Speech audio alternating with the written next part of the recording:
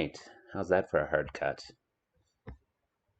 So yeah, I'm apologizing. My computer is being super weird and laggy this morning. It's got a case in the Mondays, I think.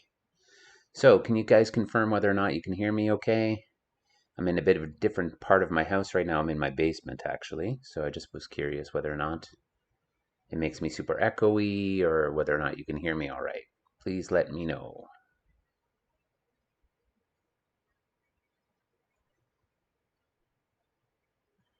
It also seems as if my stream is at least 7 or 8 seconds more laggy now than it was before. Okay, so I apologize if it takes a little bit for me to respond to the chat. Obviously, like I'm looking at my own picture here, and like I can certainly tell that, for example, if I wave my hand like this, it's going to take a while for that actual image to show up on stream. So, for example, I'm still talking. I still haven't seen myself wave my hand yet, and I'm still talking, and I'm still talking. Wow, it's like good 15 seconds behind. There we go. Okay, so it's pretty bad right now. So I apologize for that. And but we'll muddle our way through. So welcome to week two. It's uh, it's been a continuing dreary existence, I guess, staying in one's house and not being able to go so far. My wife and I are currently hunting for kayaks, and yet apparently everybody else has the same idea, and like kayaks are sold out all over the place. So we're having a an interesting time trying to find ways to get in and out and getting out and about without much luck. So here we are. So it's nice to see lots of different names in the chat. If you haven't yet put your name in the chat for a good morning for attendance, please do so. Um, I didn't put as much work up on the classroom today because I was figuring that some people needed some time to sort of get their head wrapped back around about what we were doing, re-engaging with the book, and so on. And so we will double check all of the stuff that is out there and so on. The one thing that I feel like we've fallen out of routine with that I wanted to take a moment just to do is to talk about sort of the sort of morning routines that we always do in school. And I know not everybody sees them as important as others, right? And even myself, I see certain things as more important than others, right? Like the tradition of doing the national anthem every morning is something that is, I guess it's important, but at the same time, it doesn't seem to need the same kind of priority because everybody here is has got their sort of beliefs and strengths around that, and around whether or not swearing fealty to a flag and a symbol around the country is an important thing to do. But the one thing that I do feel is important because it's been missed for so long in any way is the land acknowledgement. So I have pinned a land acknowledgement now to the classroom. And I'm just going to take a moment here to read it. So we'd like to start by acknowledging that we're on the traditional territories of the Wendat, the Haudenosaunee, and the Anishinaabe peoples. I've included this to be a little bit more York region focused because that's where my house is, whose presence here continues to this day. We would like to acknowledge that this is the treaty lands. Thanks to the first people for sharing this land with us. We'd also like to acknowledge the communities of Curve Lake as our closest Indigenous community and our partners in education. We acknowledge this land and the people because the first step to reconciliation is recognizing the existence of Indigenous peoples.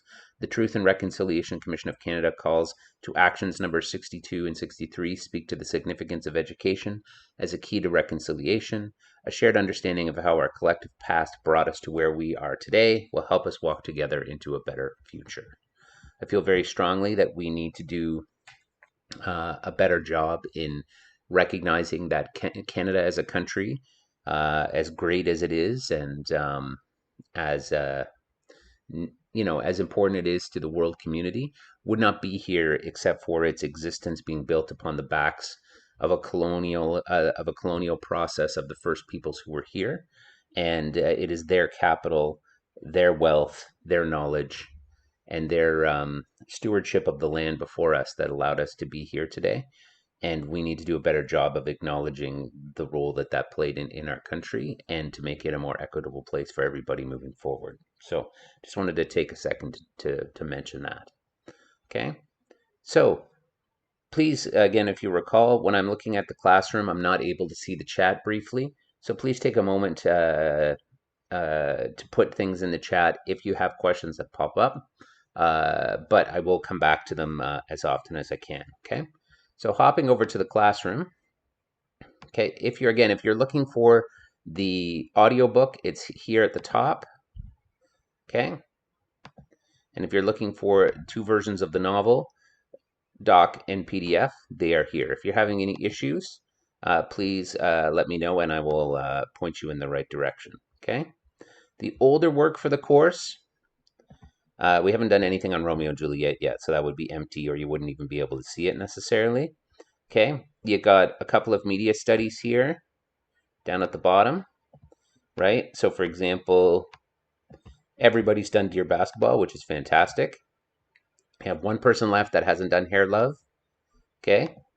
And everybody's done the I Am Poetry. So if you find that you look in the grade book on Edsby and you see things marked as a 0, then come back into the classroom and find the thing with the same title and see where it is that you might have gone missing. Okay, or may have something missing. Maybe it's a case that I wrote to you and I said something's, this isn't done right, or there's a problem with it, or whatever. Or it's a case that you didn't hit turn it in, or whatever it happens to be. If it's a 0, it just means that I haven't seen it yet. I'm not beyond making mistakes either. And so if it's a case where I've got something marked improperly, you just got to let me know and then we'll fix it. Okay? So all of the summaries up to chapter 6 were completion marks. Chapter questions had some marking towards it, but not as much. Okay, so I think we're all good on that one.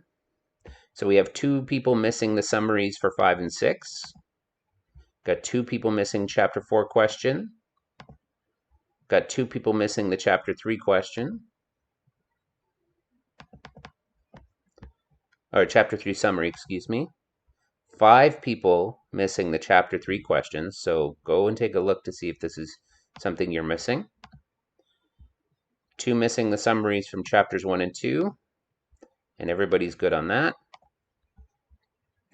All right, only one person missing the watching the TED Talks on Cory Doctorow and answering the questions. And then the other 2 are just materials. So that's good. Theme analysis practice, right here. 4 people missing this task. And then the border short story, 4 people missing that task. Okay. I'm not going to worry about the fundamental literacy part. Okay. But go and take a look at it if it's something that you haven't finished off yet. Okay. And then that brings us to today's work. Okay. Oh, it's all good, Bailey. I see you there. All right. So we've got 3 things listed for today. The one at the top is the quote analysis and the theme study. Those were actually on the classroom at the end of our last week together. And so those ones are not new, but they are officially active now. Okay? So first thing we've got is summaries for chapters 7 and 8. Okay? This is 4 marks now. Okay? We've done 3 where I've basically tried to guide you and show you the balance between narrative structures and talking about plot elements, but also talking at the same time about character development, changes, emotional tone, author's choices, and so on. Okay? So, how to write a summary. Do not just retell what happens in the chapter. Identify the most important elements in the section, character development, or themes. Be concise, use as few words as possible. So if you're only talking about character development or you're only talking about themes, but you're not connecting them back to things that happen to Marcus or Vin or Inge or whoever is in the story in that moment, there's a disconnect. So you need to find a balance between like, oh, they really talked about the theme of surveillance in this section. Here's what Marcus goes through, right? That is the right way to do it. So if you notice down here, it says, you may do only one chapter summary as you wish, either one, but ensure you're meeting the expectations and following the previous feedback. This one will be assessed more carefully for progress. So what I'm saying is that You only need to summarize chapter 7 or chapter 8.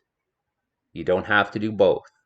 Okay? You can do both if you feel like you need more practice or you feel like you're still not getting the right feedback from me. Okay? However, I'm chopping the summary expectation in half for these sections. Now, there's going to be other sections once you get to towards the end of the week where you're going to be assigned 3 chapters at once, for example, right? And in that case, it may say you need to do 2 out of the 3 chapters, okay? But I am paring it down a little bit on this ask, okay? So 7 or 8. Okay, thank you, ma'am. Short story. Okay, it is a PDF file. So you can see if I click on it, it pops up, and then you read through the story. Okay, so there's some questions and pre-readings and stuff, but I didn't assign those. And the story is down here. Okay, it's right here.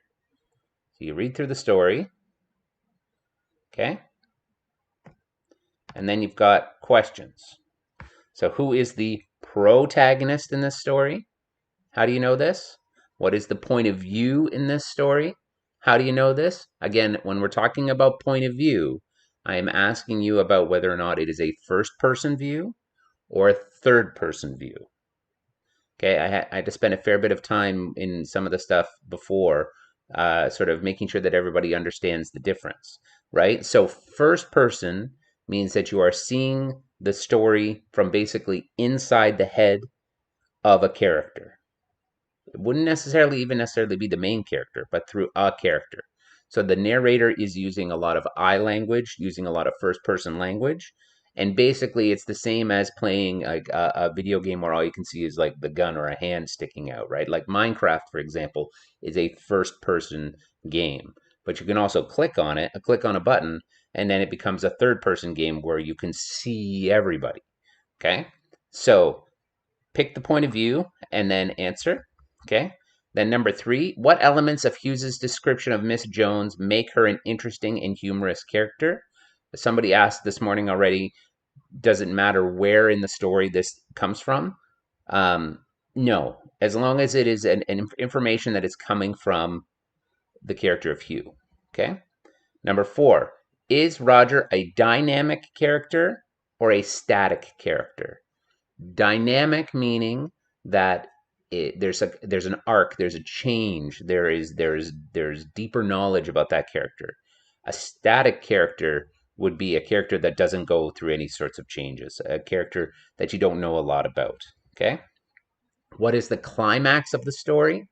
How do you know? Meaning, what's the big moment? And do you think that meeting Mrs. Jones will turn out to be a turning point in Roger's life? Explain why. And then 7, what is the theme message in this story?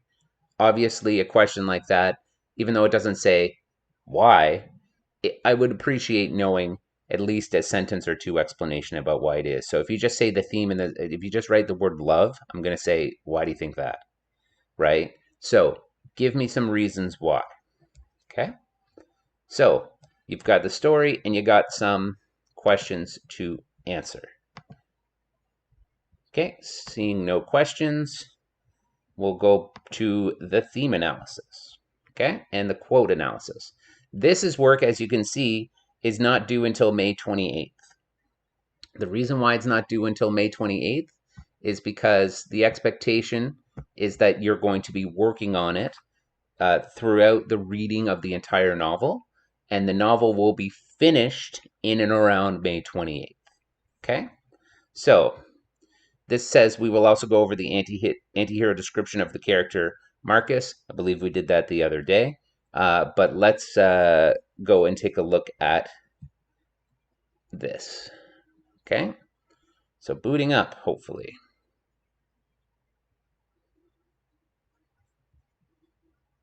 My computer has been very laggy.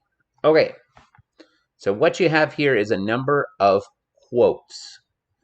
Quotes are important to recognize because pulling quotations or pulling words out of the book is a way that you are going to write essays. So it's the way that you use quotes to prove that themes exist in the story, for example. So this exercise is specifically meant to make you be thinking about the themes of Little Brother. Okay? So you have a first quote there on page 64.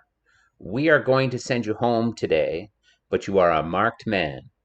You have not been found to be above suspicion. We're only releasing you because we're done questioning you for now.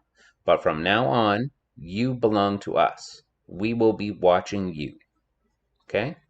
So to fill out the context box on that quote is to say who is saying this, in what situation, in what part of the story. So I believe it's said by the haircut lady, right? Who is threatening Marcus around after his arrest at the beginning of the story. Where Marcus is pushing back and refusing to do certain things. So, significance column on that quote would be explaining why this is a significant moment for Marcus. What does this teach us about the character of Marcus? What themes does this push on? It pushes on the themes around, government control, surveillance, people's rights, and so on, right? And so the context box is a very factual answer around where does this come from in the book.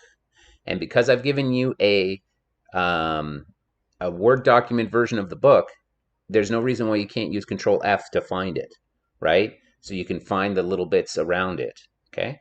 The significance is your interpretation on themes, plot elements, important character changes. So the significance part plays into a lot of the same sorts of things that you're doing with your summary exercises, okay? So as you scroll down here, you have one from page 87, you got one from page 108, you got one from page 160, you got one from page 162, you got one from page 180, you got one from page 191, and then you got ones from page 334 and page from 354. Obviously, the page numbers are maybe a little bit off because the page numbers are based on the actual book you have in the classroom, like, the actual novel. So just use the page numbers, in the Word document if you are if talking about certain pages and things, okay? So this document will be continued to be filled out as you go, okay? Then you also have major themes in Little Brother. So in the significance column of that sheet, we should be looking at major themes as well. And so making reference to these themes, and more importantly, adding bullet points to these themes as you go will help you plan for writing an essay. Okay?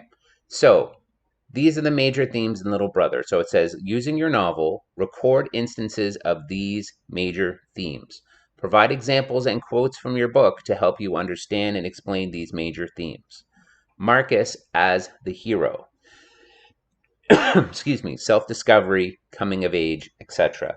So he's an anti-hero. He resists authority at home, at school, online, and in government. He finds purpose for resistance once he is detained.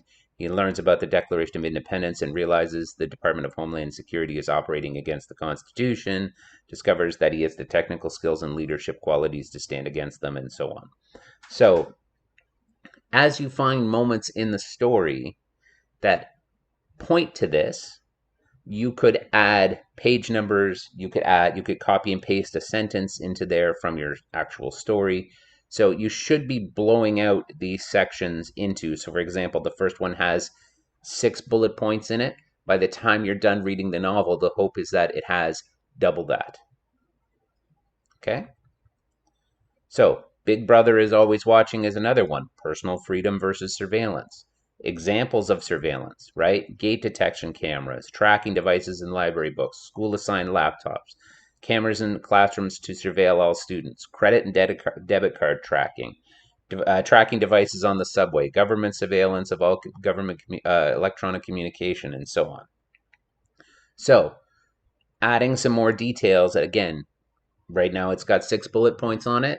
This one in particular, which is very prevalent in the book, you should have more than double the amount of bullet points in here so that you already know which quotes are good to go.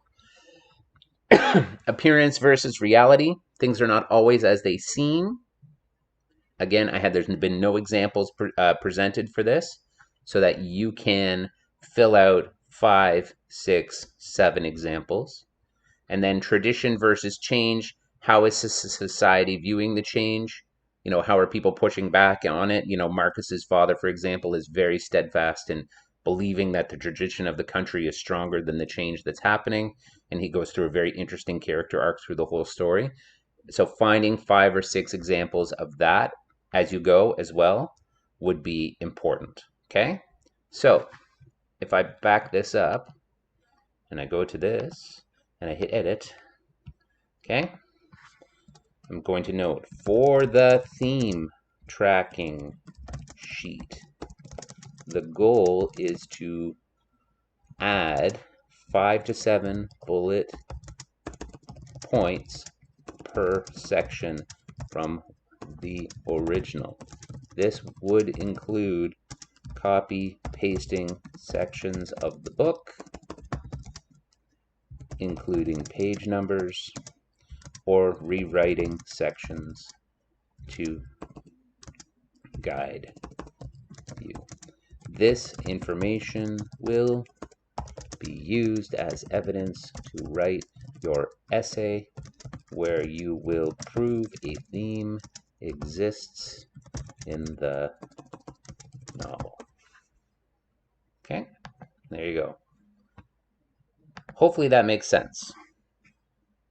Okay, but most importantly is that we've got lots of time to figure it out. There may be a moment somewhere, at the beginning of our next week together, where I'll say, please upload your theme tracking so that I can see what you've done so far. So please be prepared to share it with me at some point if you are somebody who has a tendency to do things at the last second. Doing something like theme tracking and quote analyses in the moment is so much simpler than waiting until you're completely done. Okay? Just pick away at it. That's the most important thing. Okay, so I've tried to keep it simple because I'm guessing that there might be a lot of questions today around theme tracking and quote analyses and all that sort of stuff. So if you would like some feedback on your first attempt at a quote analysis, just send it to me in an Edsby message or put it in a comment on that task, and I'll respond and let you know how it's looking. But most importantly is to keep reading the book. Get ahead if you can. You know that you're going to get summaries as they come. So there's no reason why, if you're so inclined to move beyond the 2 chapters assigned today, that you can do that. I also figure that there's always the chance that somebody's also got some work left over from their class the previous week that they could use a little bit of time today to finish up. So no offense taken if that is what your approach to the day is, okay? But be aware that I do need to write report cards very soon. I'm going to have to write them by the end of the week. So if if you're somebody who has fallen slightly behind, this is the week to turn on the jets, okay? So please do so. I am out here all week, as always. Edsby messages are the fastest way to get my attention, or leaving a comment on a Google Classroom thing will also go straight to my phone. So I will see it in short order. Other than that, I appreciate your eyeballs this morning. I'm sorry that it took me a little bit of time to get things rolling. I hope that everybody has a lovely day. I hope everybody reappears at 2 o'clock for the afternoon stream. It'll be a Google Meet, so that we can problem solve any aspects of the course materials that we need to go over. Okay? So, other than that, I'm just going to do the attendance. So I'll still be here for a few minutes. Any other questions, please leave them in the chat. Otherwise, go get some work done, please and thank you. And don't forget your manners.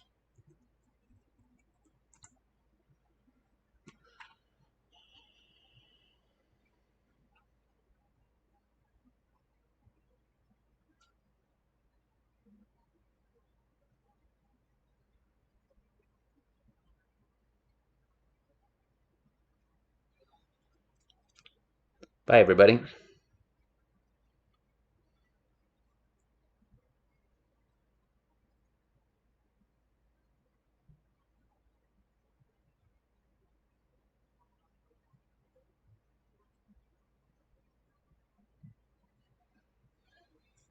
Bye, guys.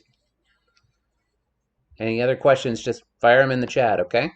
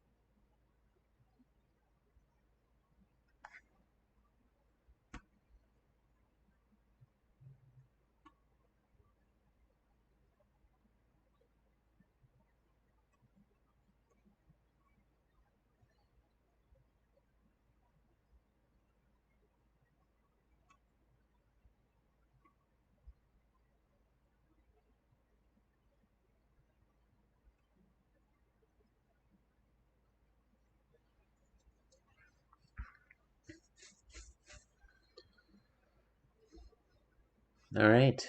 Seeing no more comments, I'm going to sign it off. So, see you later.